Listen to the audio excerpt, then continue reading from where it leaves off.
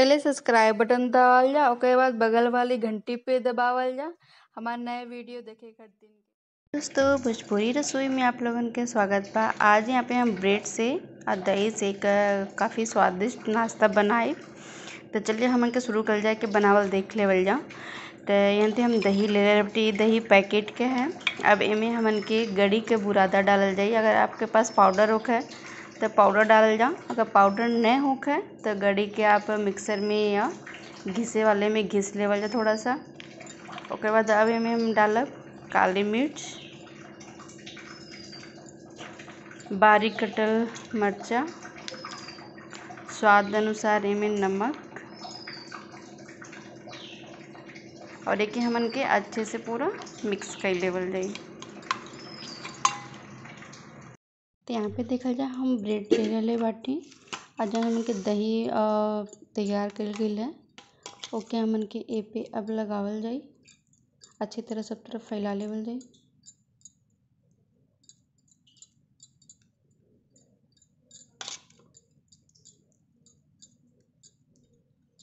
ऐसे हमन के सब ब्रेड पे लगा के रख लेवल जाई। अब ब्रेड के दोनों ब्रेड पे हमन के लगावल जाई। ये दोनों ब्रेड पे लग गई बा। अब एक हमन के एक के ऊपर एक रख देवल जाई। ऐसे हमन के सारा अब ब्रेड तैयार कर लेवल जाई। यहाँ पे हमन के मर्चा, राई, करी पत्ता तड़का खातिर ले लेवल गईल बा। एक के हमन के तड़का में यूज कईल जाई। और गैस पे हम पैन भी यहाँ पे हम ब्रेड भी तैयार कर ले सारा और पैन भी रख दिला गैस पे। और मैं 2-3 चम्मच ऑयल डाल दे तड़का खातिर के।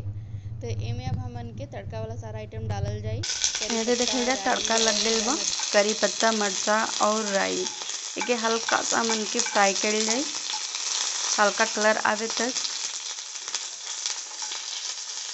देखल जा में हल्का कलर आ गईल बा। अब एक हमन के बीच में लाके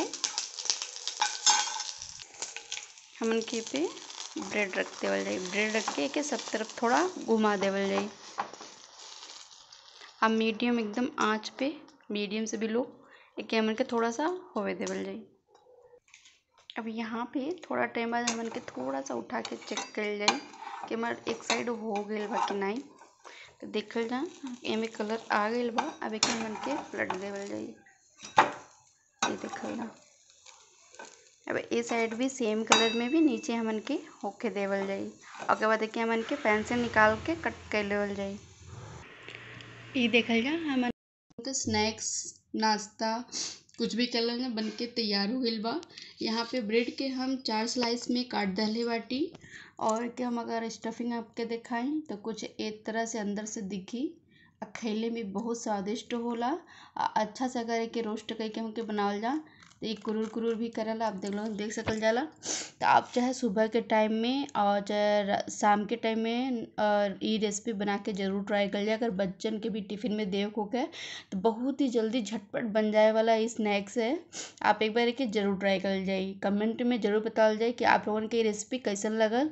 प्लस आप हमारा वीडियो कहाँ से देखा थी ये भी कमेंट में ज़रूर मेंशन कर जाए। और जल्दी मिलब अपने नए वीडियो के साथ। तब तक के लिए नमस्कार।